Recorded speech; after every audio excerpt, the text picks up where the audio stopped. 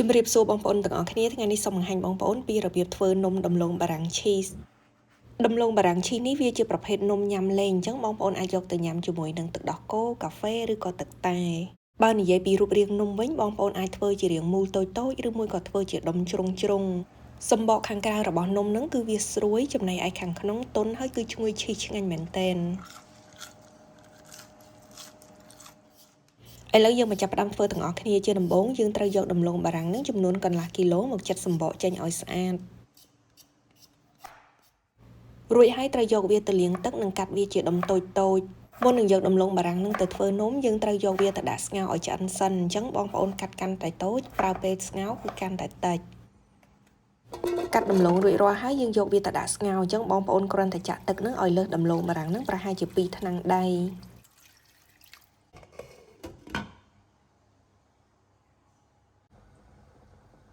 ចន្លោះពី15នាទីទៅ20នាទីដំឡូងបារាំងនឹងបានឆ្អិនល្អហើយអញ្ចឹងយើងគ្រាន់តែស្រង់វាចេញមកបន្តមកបងប្អូនអាចប្រើវែកដែលមានរុនបែបនេះយកវាមកសង្កត់ដំឡូងនឹងឲ្យវាម៉ត់មែនតែនតែម្ដងដំឡូងបានម៉ត់ល្អហើយយើងអាចទុកវាមួយឡែកសិនទៅអញ្ចឹងយើងយកជីវ៉ាន់ស៊ុយនឹងប្រហែលជាមួយក្តាប់នឹងមកចិញ្ច្រាំឲ្យម៉ត់ប្រហែលអាចជាមានបងប្អូនសួរថាប្រសិនបើអត់ជីនឹងយើងដាក់ស្លឹកខ្ទឹមបានអត់ដាក់បានដូចគ្នាក៏ប៉ុន្តែជីនេះវាឈ្ងុយឆ្ងាញ់ជាងដំឡូងបារាំងជាមួយនឹងជីហើយនឹងគ្រឿងផ្សំផ្សេងទៀតនឹងត្រៀមបានរួចរាល់ហើយយើងអាចយកវាមកផ្សំគ្រឿងបានក្នុងការធ្វើដំឡូងបារាំងឈីនេះខ្ញុំប្រើម្សៅដែលលាយរួចស្រេចម្សៅនោះគឺម្សៅបំពងស្រួយអាជីណូម៉ូតូដែលមាន2រសជាតិខ្ទឹមនិងម្រេចនិងរសជាតិហឹរអញ្ចឹងសម្រាប់ការធ្វើដំឡូងបារាំងឈីនេះខ្ញុំនឹងប្រើម្សៅដែលមានរសជាតិហឹរម្សៅបំពងស្រួយអាជីណូម៉ូតូជាម្សៅដែលលាយគ្រឿងទេសរួចស្រេចហើយមានរសជាតិល្មមឆ្ងាញ់សម្រាប់ម្សៅបំពងស្រួយមួយកញ្ចប់បងប្អូនអាចលាយទឹកចំណុះ160មីលីលីត្រឬក៏បរិមាណទឹកសមល្មមដែលយើងអាចយកទៅបំពងបន្លែឬសាច់ដល់ទៅ1គីឡូដោយនេះបន្ទាប់ពីលាយម្សៅរួចហើយយើងនឹងដាក់ជីវ៉ាន់ស៊ុយនឹងចូលទៅចំណែកឯឈីសវិញខ្ញុំប្រើចំនួន1ខាំជាចុងក្រោយគឺជាប្រេងឆាចំនួន1ស្លាបព្រាបាយបរិមាណរបស់ម្សៅបំពងស្រួយអាចប្រែប្រួលតិចតួចអាស្រ័យទៅលើសំណើមរបស់ដំឡូងបារាំងដែលបងប្អូនស្ងោររួចដំឡូងបារាំងខ្ញុំប្រើនេះមានទម្ងន់កន្លះគីឡូអញ្ចឹងខ្ញុំប្រើម្សៅបំពងស្រួយនឹង1កញ្ចប់បងប្អូនត្រូវច្របល់គ្រឿងផ្សំទាំងអស់នឹងឲ្យចូលគ្នាបានសព្វក្រោយមកយើងអាចបេះដុំម្សៅមួយដុំតូចរួចហើយលុញវាឲ្យវាចេញជារាងមូលតូច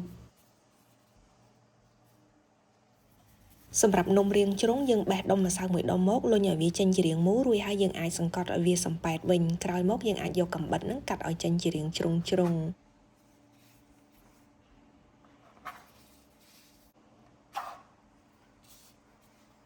ចំពោះទំហំនំបងប្អូនអាចធ្វើតូចធំទៅតាមការចូលចិត្ត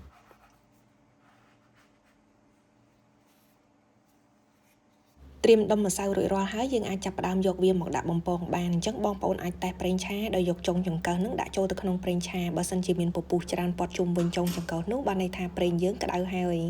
ទម្លាក់នំចូលទៅតែយើងកុំទម្លាក់នំច្រើនពេកព្រោះថានំនឹងនៅពេលដែលយើងដាក់បំពងនឹងវារាងឡើងរីកធំបន្តិចដែរវាអាចធ្វើឲ្យចង្អៀតធ្វើឲ្យនំនឹងស្អិតជាប់គ្នាវិធីបំពងនំគឺអត់មានអីពិបាកទេបងប្អូនគ្រាន់តែឧស្សាហ៍ត្រឡប់វាចុះឡើងរហូតដល់វាឡើងក្រហមជុំវិញឥឡូវនេះនំផុនយើងបានឡើងក្រហមជុំវិញល្អមែនតើអញ្ចឹងស្រង់វាចេញមករួចហើយសម្រាប់ប្រេងឆាឲ្យអស់ចំពោះនំជ្រុងវិញយើងធ្វើដូចគ្នាទម្លាក់ចូលទៅហើយឧស្សាហ៍ត្រឡប់វាចុះឡើងរហូតដល់វាឡើងក្រហមជុំវិញដែរចាវិធីធ្វើនំដំឡូងបារាំងឈីសគឺមានតែប៉ុណ្្នឹងទេអញ្ចឹងក៏សូមអរគុណច្រើនចំពោះការទស្សនាវីដេអូមួយនេះហើយប្រសិនបើបងប្អូនមានសំណួរឬក៏យោបល់អ្វីអាចសរសេរជាខមមិននៅខាងក្រោមវីដេអូនិងចាំជួបគ្នានៅក្នុងមុខម្ហូបឬក៏បង្អែមបន្តទៀតអរគុណច្រើនជម្រាបលា